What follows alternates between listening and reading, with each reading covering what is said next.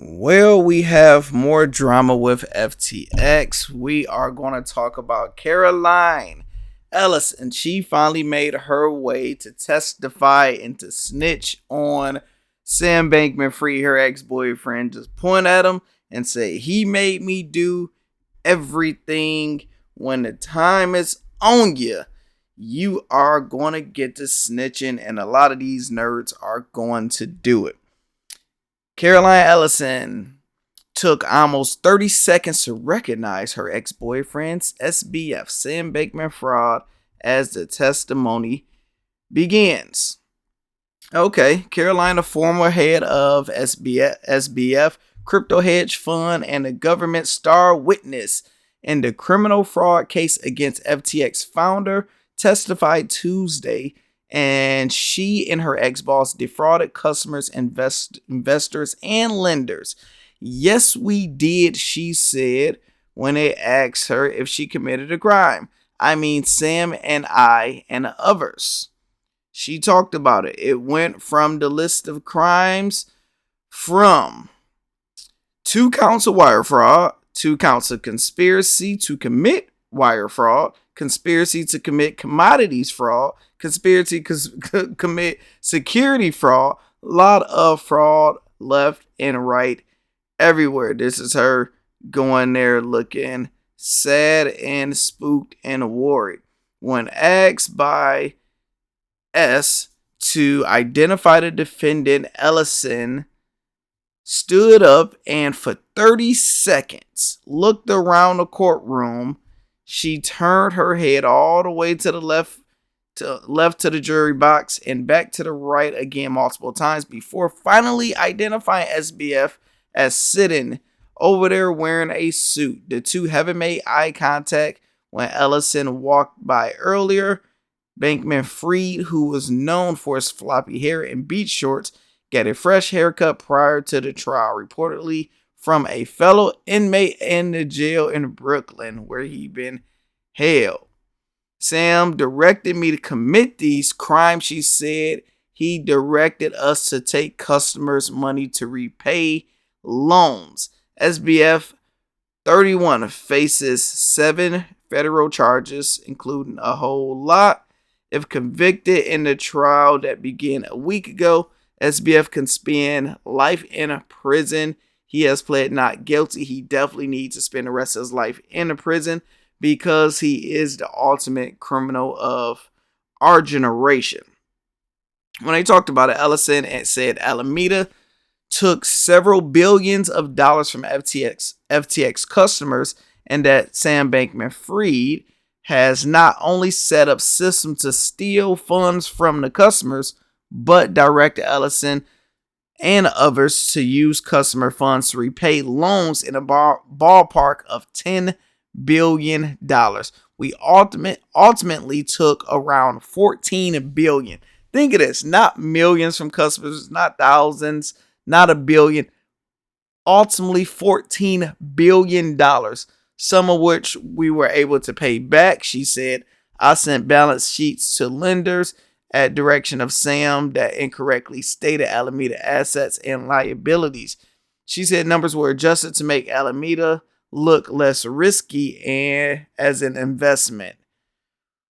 So basically, what he was doing was very, very smart, I guess. He basically had FTX and he was tricking off the money, doing all this trickery. And he had Alameda, and it's like, look, once one company go down, we just gonna borrow from the other company. So he was doing this is the saying, robbing Peter to pay Paul. So he was taking customers' money to pay other people. Now, when she talked more about the loans, more about that. Now, what's crazy, we talked about the FTT token. He created that. Now, he created that with $0 basically out of nowhere. So when you create these crypto tokens, it's just like, okay, here go, we got FTX, we have this company that's making money. We're going to create a token for it. And if you guys think it's valuable, you buy a bunch of it, and we just make invisible money turn into real money out of nowhere. When FTT token was offered in a seed round, the price was around 10 cents. By the time it went public on exchange in 2019, the price was $1. So you 10x your money just by buying in early. FTT eventually traded at about $50 a token. That's a lot of money. Lifting Alameda stakes to billions of dollars. So how do you make that much money and completely mess up the whole bag? I want to go, because you can read this. Is crazy when it's just say how many different type of loans, how he finessed it. The craziest thing, the real thing I want to talk about, what got me scratching my head. They talked about, okay, besides this, she was like, Bankman-Fried gained attention for his hefty political donations, where he said very effective with very high returns in terms of influence by spending relatively small amounts. According to Ellison, she gave an example of a $10 million donation he gave to Joe Biden. Now listen to this.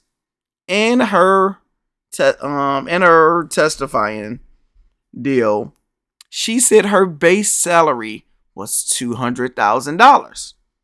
That's not bad. You doing your thing, $200,000. And then it said with 2 bonuses a year ranging from $100,000 to $20 million. And she also received money and equity in the company. I'm not the smartest man in the world, but if your base salary is $200,000, if you do profit sharing, if you do whatever, the most you gonna get is $15,000. The most. They said $100,000 to $20 million. That means she got $20 million. No, not once a year, but twice a year. She said they dated for years. There's banging on and off. So you telling me she got some $200 million, some $20 million cootie? You telling me?